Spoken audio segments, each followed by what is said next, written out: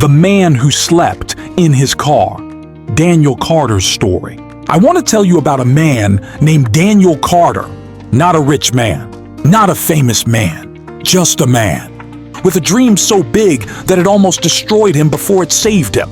Daniel grew up in a small town where dreams were considered dangerous. People there believed you should only want what you can touch. A safe job, a small house, a quiet life. But Daniel, he was different. He wanted to build something that would change the world. He didn't have money.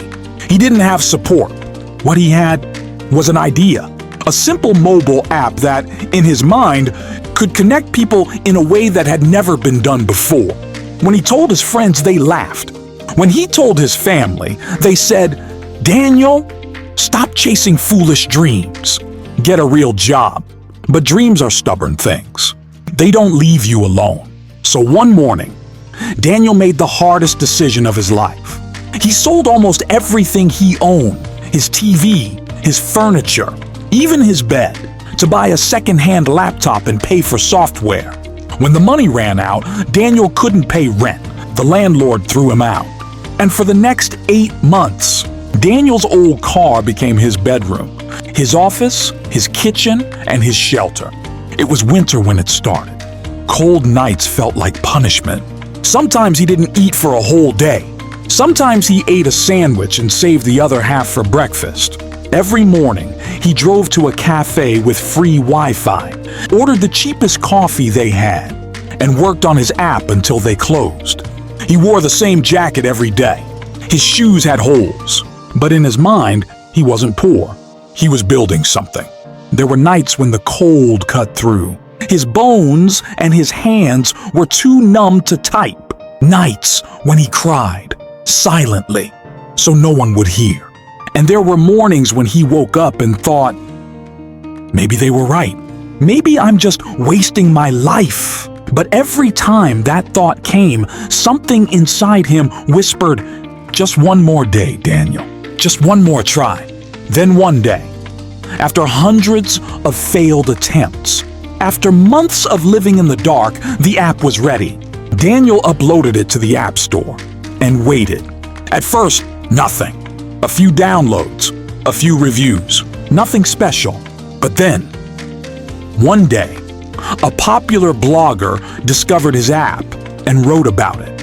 In just 48 hours, thousands of people downloaded it. Investors called. Opportunities opened. Within a year, Daniel went from sleeping in his car to running a company worth millions. When they asked him, "How did you survive those months?"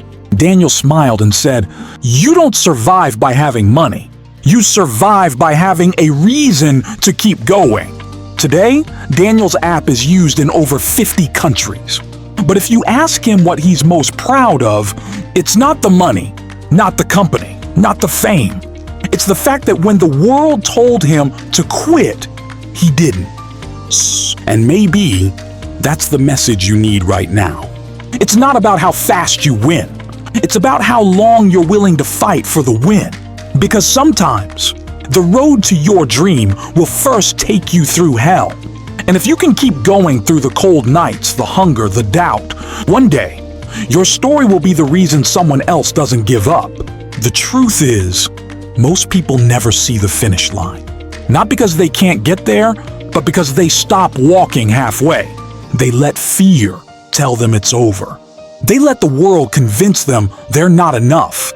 But you can be different. You can be the one who keeps going when everyone else turns back. Every step you take through the pain, through the doubt, through the silence, is a step toward a life you'll be proud to call yours. And when that day comes, when you finally stand where you once only dreamed, you'll look back and realize the nights you thought would break you actually made you. So don't stop now. Your story isn't finished. The next chapter is waiting for you to write it.